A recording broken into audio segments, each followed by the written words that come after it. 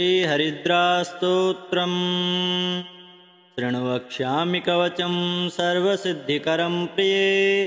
पठित्वा पाठयित्वा च मुच्यते सर्वसङ्कटात्। अज्ञात्वा कवचं देवी गणेशस्य मनुं जपेत्। सिद्धिर्न जायते तस्य कल्पकोटिशतैरपि। ॐ आमोदस्य शिरः पातु प्रमोदस्य शिखोपरि। सम्मोदो भ्रूयुगे पातु भ्रूमध्ये च गणाधिप। गणाक्रीडो नेत्रयुगं नाशायां गणनायक।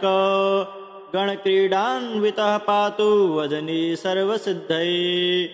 जिह्वायां सुमुखः पातु ग्रीवायां दुर्मुखः सदा। विघ्नेशो हृदये पातु विघ्ननाथस्य वक्षसि। गणानां नायकः पातु बाहुयुग्मं सदा मम। विघ्नकर्ता च उदरे विघ्नहर्ता च लिङ्गके। गजवक्त्रः कटिदेशे एकदन्तो नितम्बके। लम्बोदरः सदा पातु गुह्यदेशे ममारुणः।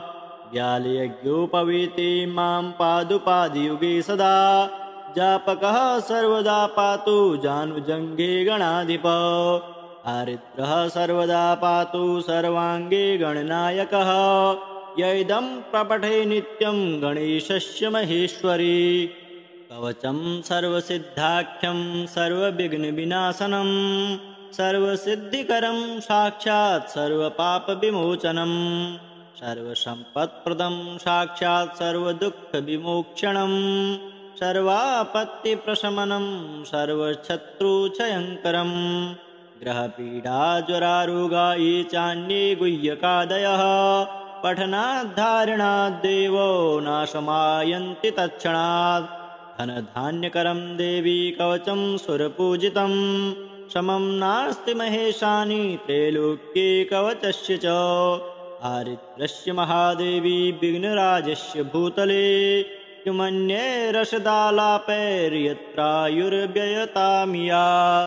शृणु वक्ष्यामि कवचं सर्वसिद्धिकरं प्रिये। पठित्वा पाठयित्वा च मुच्यते सर्वसङ्कटात्। अज्ञात्वा कवचं देवी गणेशस्य मनुं जपेत्। सिद्धिर्न जायते तस्य कल्पकोटिशतैरपि। ॐ आमोदस्य शिरः पातु प्रमोदस्य शिखोपरि। सम्मोदो भ्रूयुगे पातु भ्रूमध्ये च गणाधिप। गणाक्रीडो नेत्रयुगं नाशायां गणनायक। गणक्रीडान्वितः पातु वदने सर्वसिद्धये। जिह्वायां सुमुखः पातु ग्रीवायां दुर्मुखः सदा। विघ्नेशो हृदये पातु विघ्ननाथस्य वक्षसि। गणानां नायकः पातु बाहुयुग्मं सदा मम। विघ्नकर्ता च उदरे विघ्नहर्ता च लिङ्गके। गजवक्त्रः कटिदेशे एकदन्तो नितम्बके। लम्बोदरः सदा पातु गुह्यदेशे ममारुणः। व्यालयज्ञोपवीते मां पादुपादियुगे सदा। जापकः सर्वदा पातु जानुजङ्घे गणाधिप। हरिद्रः सर्वदा पातु सर्वाङ्गे गणनायकः। य इदं प्रपठे नित्यं गणेशस्य महेश्वरी। कवचं सर्वसिद्धाख्यं सर्वविघ्नविनाशनं। सर्वसिद्धिकरं साक्षात् सर्वपापविमोचनं। सर्वसम्पत्प्रदं साक्षात् सर्वदुःखविमोक्षणं। सर्वापत्तिप्रशमनं सर्वशत्रुक्षयङ्करम्। ग्रहपीडाज्वरारोगा ये चान्ये गुह्यकादयः। पठनाद्धारणाद्देवो नाशमायन्ति तत्क्षणात्। धनधान्यकरं देवी कवचं सुरपूजितं। समं नास्ति महेशानि त्रैलोक्ये कवचस्य च। हरिद्रस्य महादेवी विघ्नराजस्य भूतले। किमन्ये रसदालापैर्यत्रायुर्व्ययतामिया। श्रीहरिद्रास्तोत्रम् शृणु वक्ष्यामि कवचं सर्वसिद्धिकरं प्रिये। पठित्वा पाठयित्वा च मुच्यते सर्वसङ्कटात्। अज्ञात्वा कवचं देवी गणेशस्य मनुं जपेत्। सिद्धिर्न जायते तस्य कल्पकोटिशतैरपि। ॐ आमोदस्य शिरः पातु प्रमोदस्य शिखोपरि, सम्मोदो भ्रूयुगे पातु भ्रूमध्ये च गणाधिप। गणाक्रीडो नेत्रयुगं नाशायां गणनायक, गणक्रीडान्वितः पातु वदने सर्वसिद्धये। जिह्वायां सुमुखः पातु ग्रीवायां दुर्मुखः सदा, विघ्नेशो हृदये पातु विघ्ननाथश्च वक्षसि। गणानां नायकः पातु बाहुयुग्मं सदा मम, विघ्नकर्ता च युदरे विघ्नहर्ता च लिङ्गके। गजवक्त्रः कटिदेशे एकदन्तो नितम्बके, लम्बोदरः सदा पातु गुह्यदेशे ममारुणः। व्यालयज्ञोपवीते मां पादुपादियुगे सदा, जापकः सर्वदा पातु जानुजङ्घे गणाधिप। हरिद्रः सर्वदा पातु सर्वाङ्गे गणनायकः, य इदं प्रपठे नित्यं गणेशस्य महेश्वरी। कवचं सर्वसिद्धाख्यं सर्वविघ्नविनाशनं, सर्वसिद्धिकरं साक्षात् सर्वपापविमोचनं, सर्वसम्पत्प्रदं साक्षात् सर्वदुःखविमोक्षणं, सर्वापत्तिप्रशमनं सर्वशत्रुक्षयङ्करं। ग्रहपीडाज्वरारोगा ये चान्ये गुह्यकादयः, पठनाद्धारणाद्देवो नाशमायन्ति तत्क्षणात्। धनधान्यकरं देवी कवचं सुरपूजितं, समं नास्ति महेशानि त्रैलोक्ये कवचस्य च। हरिद्रस्य महादेवी विघ्नराजस्य भूतले, किमन्ये रसदालापैर्यत्रायुर्व्ययतामिया।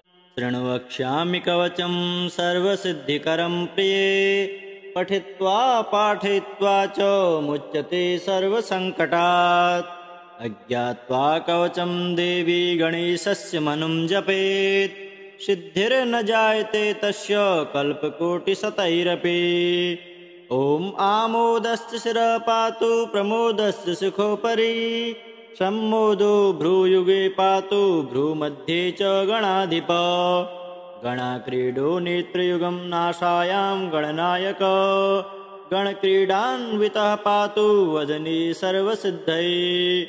जिह्वायां सुमुखः पातु ग्रीवायां दुर्मुखः सदा, विघ्नेशो हृदये पातु विघ्ननाथश्च वक्षसि।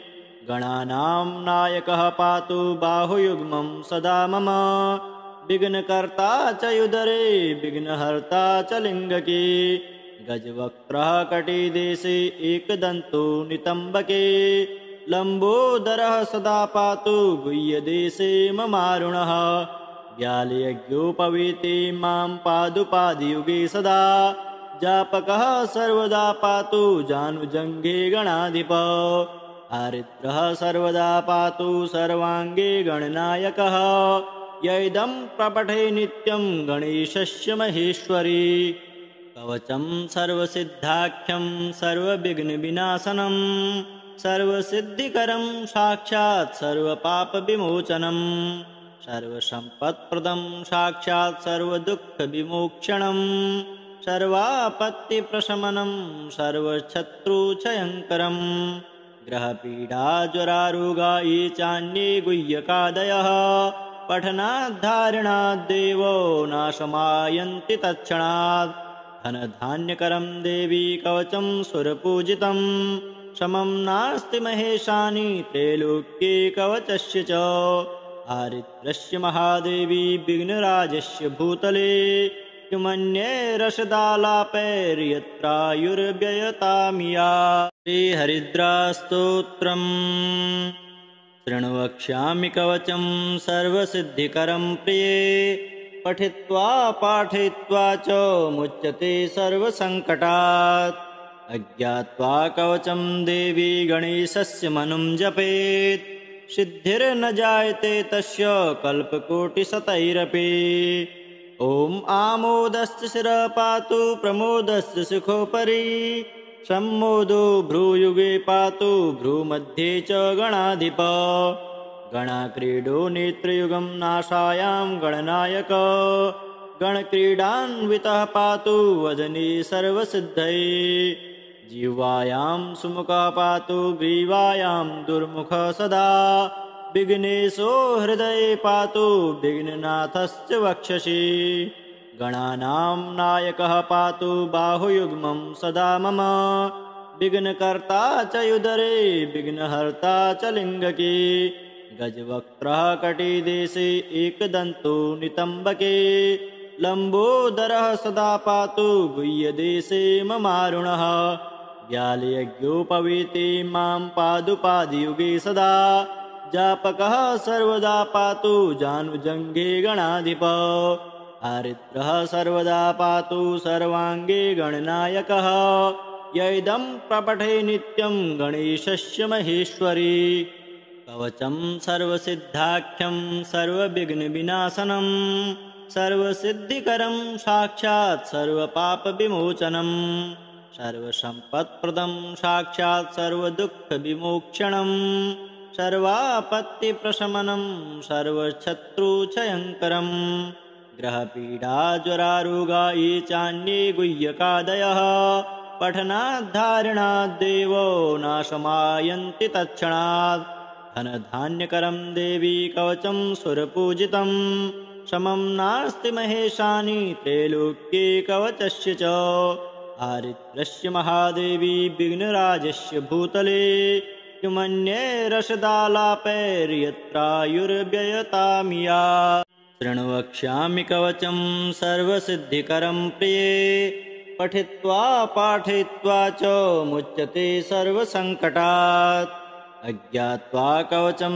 देवी गणेशस्य मनुं जपेत् सिद्धिर्न जायते तस्य कल्पकोटिशतैरपि ॐ आमोदस्य शिरः पातु प्रमोदस्य शिखोपरि सम्मोदो भ्रूयुगे पातु भ्रूमध्ये च गणाधिप गणाक्रीडो नेत्रयुगं नाशायां गणनायक गणक्रीडान्वितः पातु वदने सर्वसिद्धये जिह्वायां सुमुखः पातु ग्रीवायां दुर्मुखः सदा विघ्नेशो हृदये पातु विघ्ननाथश्च वक्षसि गणानां नायकः पातु बाहुयुग्मं सदा मम विघ्नकर्ता च युदरे विघ्नहर्ता च लिङ्गके गजवक्त्रः कटिदेशे एकदन्तो नितम्बके लम्बोदरः सदा पातु गुह्यदेशे ममारुणः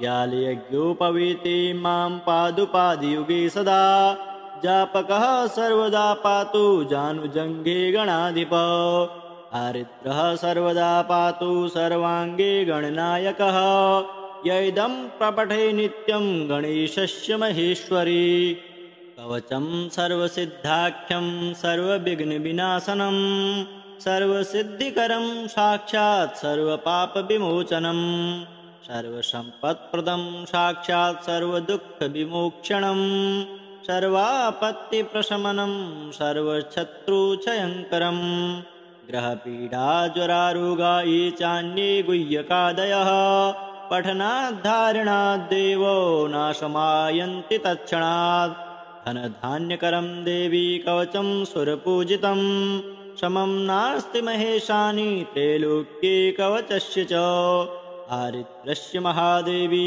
विघ्नराजस्य भूतले किमन्ये रसदालापैर्यत्रायुर्व्ययतामिया श्रीहरिद्रास्तोत्रम् शृण्वक्ष्यामि कवचं सर्वसिद्धिकरं प्रिये पठित्वा पाठयित्वा च मुच्यते सर्वसङ्कटात् अज्ञात्वा कवचं देवी गणेशस्य मनुं जपेत् सिद्धिर्न जायते तस्य कल्पकोटिशतैरपि ॐ आमोदस्य शिरः पातु प्रमोदस्य शिखोपरि सम्मोदो भ्रूयुगे पातु भ्रूमध्ये च गणाधिप गणाक्रीडो नेत्रयुगं नाशायां गणनायक गणक्रीडान्वितः पातु वदने सर्वसिद्धये जिह्वायां सुमुखः पातु ग्रीवायां दुर्मुखः सदा विघ्नेशो हृदये पातु विघ्ननाथश्च वक्षसि गणानां नायकः पातु बाहुयुग्मं सदा मम विघ्नकर्ता च युदरे विघ्नहर्ता च लिङ्गके गजवक्त्रः कटिदेशे एकदन्तो नितम्बके लम्बोदरः सदा पातु गुह्यदेशे ममारुणः व्यालयज्ञोपवीते मां पादुपादियुगे सदा जापकः सर्वदा पातु जानुजङ्घे गणाधिप हरिद्रः सर्वदा पातु सर्वाङ्गे गणनायकः य इदं प्रपठे नित्यं गणेशस्य महेश्वरी कवचं सर्वसिद्धाख्यं सर्वविघ्नविनाशनं सर्वसिद्धिकरं साक्षात् सर्वपापविमोचनं सर्वसम्पत्प्रदं साक्षात् सर्वदुःखविमोक्षणं सर्वापत्तिप्रशमनं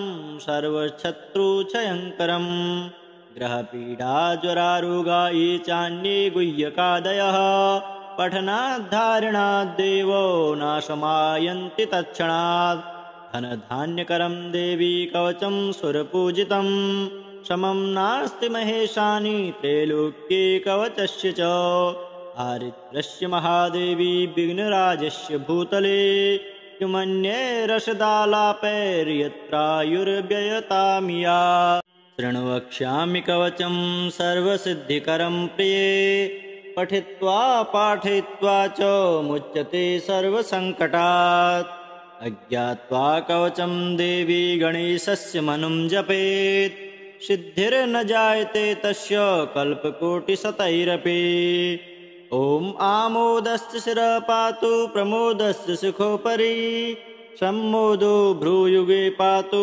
भ्रूमध्ये च गणाधिप गणाक्रीडो नेत्रयुगं नाशायां गणनायक गणक्रीडान्वितः पातु वदने सर्वसिद्धये जिह्वायां सुमुखः पातु ग्रीवायां दुर्मुखः सदा विघ्नेशो हृदये पातु विघ्ननाथस्य वक्षसि गणानां नायकः पातु बाहुयुग्मं सदा मम विघ्नकर्ता च युदरे विघ्नहर्ता च लिङ्गके गजवक्त्रः कटिदेशे एकदन्तो नितम्बके लम्बोदरः सदा पातु गुह्यदेशे ममारुणः व्यालयज्ञोपवीते मां पादुपादियुगे सदा जापकः सर्वदा पातु जानुजङ्घे गणाधिप हरिद्रः सर्वदा पातु सर्वाङ्गे गणनायकः य इदं प्रपठे नित्यं गणेशस्य महेश्वरी